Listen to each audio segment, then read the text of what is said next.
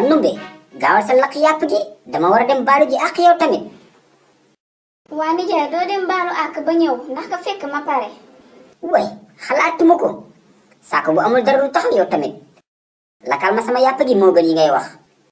wuy ma sa soosu marine bi nag na nga ci def pobar ndax mu saf na saf sap sama gémmiñ gi dafa lewet na ñor xomm nag mais bul ko lakk ba mu xëm quoi te nga séparé marine bi ak yàpp bi ak res bi tamit nga teg ko de côté foie bi.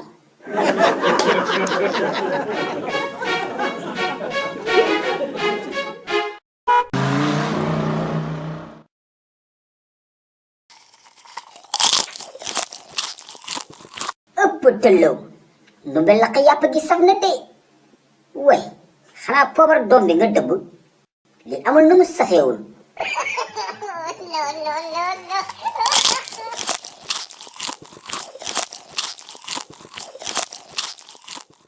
waaye Ndumbe lii neex na waaye Ndumbe gis nga tabaski dafa war di am chaque semaine lii dafa baax ci yaram.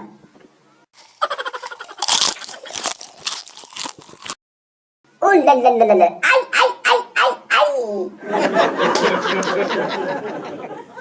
quel professionnel di lakk yàpp. Ndumbe sa marine gi danga ko teg ci temps yow doo am wujju de Ndumbe barki sëñ nga ci Fall laa lay waatal de yaay awo di ñaareel ba ñeenteel. ah nijaay loolu neex na de.